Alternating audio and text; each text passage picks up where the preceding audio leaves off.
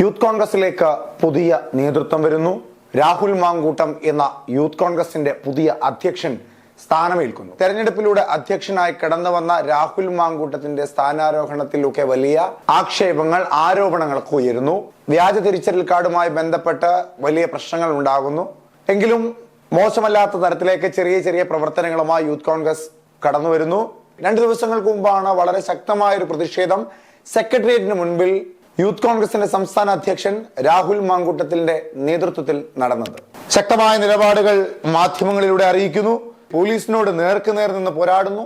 അങ്ങനെ തങ്ങളുടെ സമരത്തെ അടിച്ചമർത്താൻ ശ്രമിച്ച പോലീസിനെ ഏതൊക്കെ തരത്തിൽ പ്രതിരോധിക്കാമോ അത്തരത്തിലെല്ലാം പ്രതിരോധിച്ചു രാഹുൽ മാങ്കൂട്ടത്തിന്റെ നേതൃത്വത്തിലുള്ള യൂത്ത് കോൺഗ്രസ് പ്രവർത്തകർ.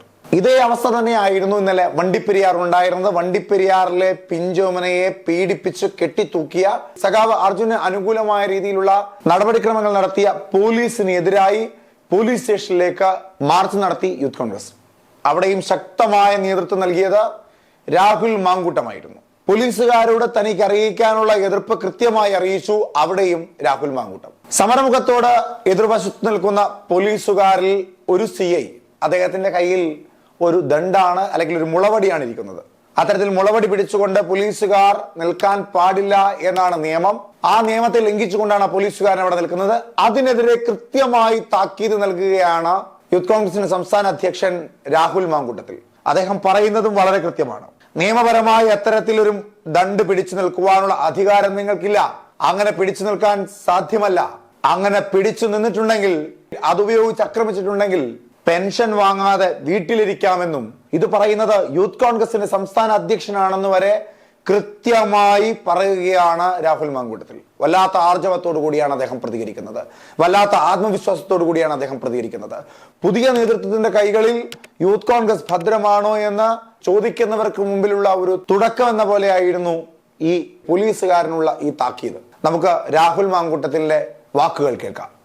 അന്വേഷണ ഉദ്യോഗസ്ഥനായിരുന്ന സുനിൽ പേരെടുത്ത് തന്നെ പറയുക, ഇനി പോലീസുകാരെ അങ്ങനെ തന്നെ കൈകാര്യം ചെയ്യുന്ന തീരുമാനം. ഈ സമരവുമായി ഇങ്ങോട്ട് വന്നപ്പോ അവിടെ നിൽക്കുന്ന 3 നക്ഷത്രം വെച്ചിരിക്കുന്ന ഏമാൻ സർക്കിൾ ഇൻസ്പെക്ടർ, പേര് വായിക്കാൻ കഴിയുന്നില്ല. അയാളുടെ മുളയുടെ ലാത്തിയാണ് ഇരിക്കുന്നത്. ഏമാനെ വീട്ടിൽ പോയിട്ട് പോലീസ് മാനുവൽ ഒന്നുകൂടെ എടുത്ത് വായിക്കണം. ഈ മുളയുടെ ലാത്തിയൊക്കെ പോലീസ് മാനുവലിൽ നിന്ന് എടുത്തു കളഞ്ഞിട്ട് കാലം കുറയായി. എന്നിട്ടും ഏമാന് ഈ ദണ്ഡ് എവിടുന്നാ കിട്ടിയെന്നൊന്ന് അറിയണം. അതെടുത്ത് ഉപയോഗിക്കാനാ തീരുമാനമെങ്കിൽ പെൻഷൻ വാങ്ങില്ല എന്ന് യൂത്ത് കോൺഗ്രസിന്റെ സംസ്ഥാന അധ്യക്ഷനാ പറയുന്നത്. ഓർത്തു വെച്ചു. തെരുവോരങ്ങളിൽ നവകേരള സദസ്സിന്റെ ഭാഗമായി എത്തുന്ന പോലീസുകാരല്ലാതെ DYFI പ്രവർത്തകർ തല്ലിത്തകർക്കുമ്പോഴും ആദ്യഘട്ടത്തിൽ അങ്ങനെ തിരിച്ചടിക്കുന്നതല്ല യൂത്ത് കോൺഗ്രസിന്റെ നിലപാട് എന്ന് പറഞ്ഞ രാഹുൽ മാങ്കൂട്ടം കൊല്ലം എത്തിയപ്പോൾ തൊട്ട് തിരിച്ചടിക്കുന്ന യൂത്ത് കോൺഗ്രസ് പ്രവർത്തകരെ അനുകൂലിക്കുന്ന തരത്തിൽ, അല്ലെങ്കിൽ അതേ പോലീസുകാരെ സെക്രട്ടേറിയറ്റിന് മുൻപിൽ നേർക്കുനേർ നിന്ന് പോരടിച്ച് പ്രതിരോധിക്കുന്ന രാഹുൽ മാങ്കൂട്ടം തന്റെ ഗാന്ധിയൻ ചിന്തകളൊക്കെ മാറ്റിവെച്ച് പോരാട്ടത്തിന്റെ രാഷ്ട്രീയം പറഞ്ഞു തുടങ്ങിയിരിക്കുന്നു യൂത്ത് കോൺഗ്രസിന്റെ സംസ്ഥാന പ്രസിഡന്റ് രാഹുൽ മാങ്കൂട്ടം. ഇത് യൂത്ത് കോൺഗ്രസിന് ഗുണകരമാകുമോ? ഒപ്പം തന്നെ രാഹുൽ മാങ്കൂട്ടം എന്ന രാഷ്ട്രീയ കേരളത്തിലെ യൂത്ത് കോൺഗ്രസിന്റെ പുതിയ അധ്യക്ഷന് മാറ്റുകൂട്ടുമോ എന്നൊക്കെ വരും ദിവസങ്ങളിൽ അറിയാം.